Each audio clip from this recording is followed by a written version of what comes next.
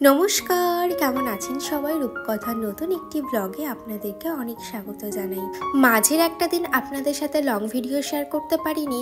আপনাদের কমেন্টগুলো আমি খুব মিস করছিলাম এবং কতক্ষণে আপনাদের কমেন্টগুলো পড়বো সেইটাই ভাবছিলাম। লং ভিডিও না হলে তো আপনাদের কমেন্টগুলো পড়তে পারতাম না, আর ওই শর্ট ভিডিওর মাধ্যমে না প্রত্যেকের কমেন্ট পড়াটা হয়ে ওঠে না। আর এখন চলে আসলাম ছাদে, আর এখন তো ছাদে আসলে ভীষণ ভালো লাগে। এত সুন্দর ফুল গাছ, আর ফুলগুলো ফুটছেও খুব সুন্দর। দেখুন এই সাইডে কি সুন্দর পিঙ্ক কালার, হোয়াইট কালারের ফুলগুলো ফুটেছে, আর এই সাইডে দেখুন এটা সবে ফুটছে। আর আমার চন্দ্রমল্লিকাগুলো কি সুন্দরভাবে মাথা নাড়া দিয়ে উঠেছে দেখুন। তবে এগুলো ভাবছি পরে কাটিং করে দেবো এবং সারা বছর ফুল পাবো। তো চলুন এখন টুকটুক করে ঘরের কাজগুলো শুরু করি। আর এই মানি প্ল্যান্ট গাছটা আমি কিন্তু রিসেন্ট বসিয়েছি। গুড মর্নিং, এখন বাজে প্রায় ওই 8:30 মতন। এখন ঘুম থেকে উঠে আগে আমি নিচের গর্তগুলো পরিষ্কার করেছি, দেন ওপরে ঘরে আসলাম, ফ্রেশ হয়ে নিয়েছি। আর মাম্মা আর আমার শাশুড়ি মা এখন ব্রাশ করছে ওই সামনের উঠানটাতে। আর এখন আমি বসে এসেছি চা, সকালে টিফিনটাও বানাবো।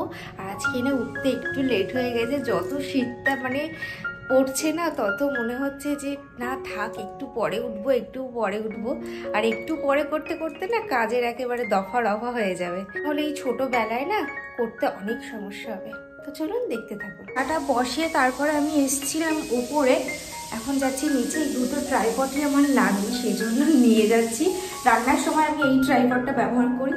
ওদিকে চাটা বসিয়ে দিয়েছি, আর এদিকে গতকাল রাতেই ভিজিয়ে রেখেছিলাম কিছু ড্রাই ফ্রুটস।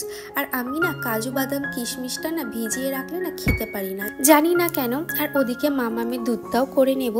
রুবিনা দিদিভাই আমাকে কমেন্ট করেছে, কেমন আছো রূপকথা দি? ঠিকই বলেছে, সকালে লিকার চা আদা দিয়ে খেলে মন ফ্রি হয়ে যায়, অ্যাক্টিভিটি বেড়ে যায়। তোমার মেয়ে কেমন আছে, তুমি কেমন আছো? অনেকদিন কমেন্ট করা হয়নি, বাচ্চাদের এক্সাম ছিল। হ্যাঁ, আমি ভালো আছি এবং আমার মাম্মামও ভালো আছে। আর এক্সাম ছিল এই মাসে, অনেকেরই এক্সাম ছিল। অনেক দিদিভাইরা আমাকে কমেন্ট করেছেন যে দিদি বাচ্চাদের এক্সাম ছিল, সেই জন্য কিন্তু আমরা কমেন্ট করতে পারিনি, ভিডিও দেখতে পারিনি। তো কোনো ব্যাপার না, আগে বাচ্চাদের এক্সাম তারপরে সব কিছু। পারমিতা দিদিভাই আমাকে কমেন্ট করেছে, তোমার গোলাপ ফুল গাছগুলো এত সুন্দর, দেখলেই মন আনন্দে ভরে যায়।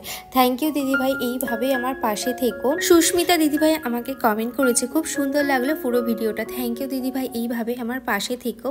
আর আজকে সকালের জন্য বানাবো ঘুগনি এবং রুটি।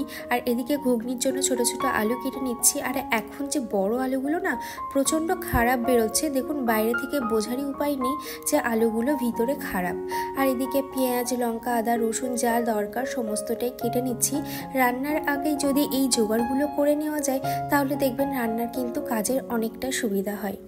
নবনীতা দিদিভাই আমাকে কমেন্ট করেছে, তুমি খুব সুন্দর করে সবজি কাটো, তোমার রান্না দেখে মনে হয় তুমি খুব ভালো রান্না করো। মাঝে মাঝে রান্নায় কি দাও ভিডিওতে বলতে পারো। খুব ভালো লাগলো ভিডিওটা। থ্যাংক ইউ সো মাচ দিদিভাই, এইভাবে আমার পাশে থেকো। হ্যাঁ গো, যখন আমি রান্নাটা করি তখন মোটামুটি আপনাদের কমেন্টগুলো পড়ি এবং রান্নাটা অটোমেটিক শেয়ার হয়। তো এবার থেকে বলে দেবো রান্নায় কি করছি। তো দেখুন আজকে ঘুগনিটা আমি কিভাবে বানাচ্ছি সেটা আপনাদের সাথে একটু শেয়ার করি।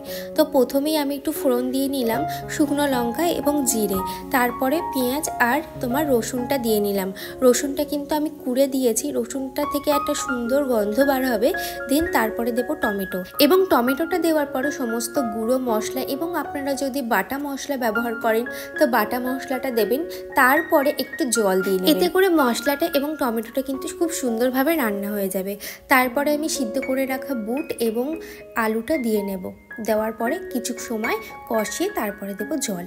আজকে যেহেতু পালং শাক রান্না হবে আর চিকেন রান্না হবে, সেজন্য সমস্ত সবজিগুলোকে কেটে রাখছি। ওদিকে কিন্তু ঘুগনিতে আমি জল দিয়ে নিয়েছি, ওটা ততক্ষণে হোক, ততক্ষণে এই কাজগুলোকে আমি কমপ্লিট করে নিই। পূজা দিদিভাই আমাকে কমেন্ট করেছে, খুব সুন্দর হয়েছে দিদিভাই, এইভাবে আমার পাশে থেকো। থ্যাংক ইউ সো মাচ, এইভাবে আমার পাশে থেকো। এবং আপনাদের ভালোবাসা এবং আপনাদের সাপোর্টে কিন্তু আমি একটু করে এগিয়ে যাচ্ছি, আমি আমার পরিবারটাকে বড় করতে পারছি।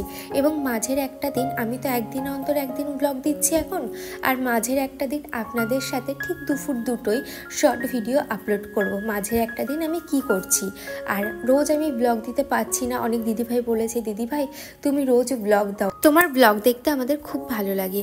তো মাম্মাম যেহেতু ছোট, আমি রোজ ব্লগ দিয়ে উঠতে পারছি না এবং একটা বড় ব্লগের পিছনে কিন্তু অনেক পরিশ্রম থাকে।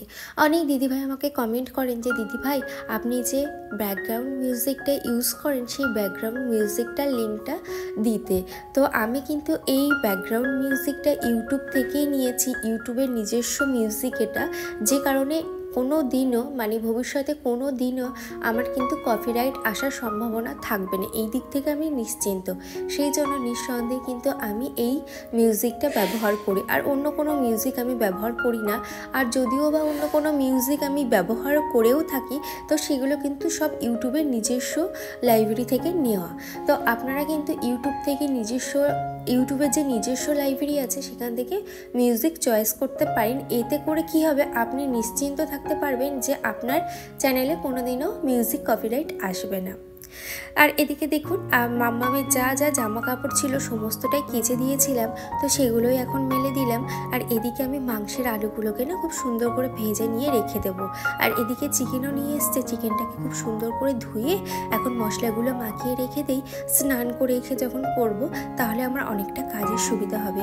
শীতকালে দেখবেন এই স্নানের আগে যদি যতটা কাজ করে রাখা যায় ততটাই ভালো। ওপরের ঘরে চলে আসলাম, দোলনাটাও দেখলাম একটু ময়লা হয়েছে। এখন যেহেতু রোজই দোলনায় বসা হয়, সেই জন্য ভাবলাম একটু দোলনাটাও পরিষ্কার করে নিই। অনেক দিদিভাই বলেন যে দিদিভাই আমার আগের চ্যানেলটা গ্রো করছে না, তো সেই চ্যানেলটা বাদ দিয়ে কি নতুন চ্যানেল খুলবো? তো সেক্ষেত্রে তোমরা খুলতেই পারো, তবে সেটাতেও কিন্তু একদম রেগুলারিটি এবং টাইম ম্যানেজ করেই কিন্তু ভিডিওটা আপলোড করতে হবে। আচ্ছা, আপনাদের কাছে একটা কথা জানার আছে, সেটা হচ্ছে মাঝের একটা দিন যে আমি মিনি ব্লগ আপলোড করছি, সেই মিনি ব্লগগুলো কি আপনাদের ভালো লাগছে? অবশ্যই কিন্তু কমেন্টে জানাবেন, এবং যদি ভালো লাগে অবশ্যই কিন্তু কমেন্ট করবেন। আমি লং ভিডিওতে আপনাদের শর্টস ভিডিওর কমেন্টগুলোও পড়ে দেব, তাহলে কি হবে, প্রত্যেকের কমেন্টগুলো পড়া হবে। তো এটা কিন্তু অবশ্যই আমাকে জানাবেন। এদিকে দেখুন নিচের ঘরগুলো মুছে নিচ্ছি, আর মাম্মাম এদিকে এখন খাচ্ছে চিপস। ওকে বারণ করছি, ও কিছুতেই শুনছে না। চিপস কুরকুরে প্রচণ্ড পছন্দ করে, আর এদিকে চিপস খাচ্ছে আর এদিকে কার্টুনটা দেখছে। সময় থাকতে থাকতে আজকে ভাবছি গাছগুলো লাগিয়ে নেব। জবা গাছ আছে একটা, এখনও দুটো আছে, তবে সেই ক্যারেটে না মাটি নেই।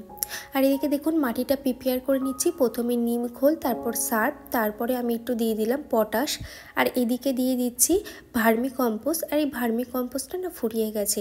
মাটিটাকে খুব সুন্দরভাবে যদি আমি তৈরি করি তাহলে কিন্তু গাছ খুব সুন্দরভাবে বেড়ে উঠবে। তো প্রথমে আমি কিছুটা মাটি দিলাম, আর টবে কিন্তু ড্রেন সিস্টেমটা আগে করতে হবে।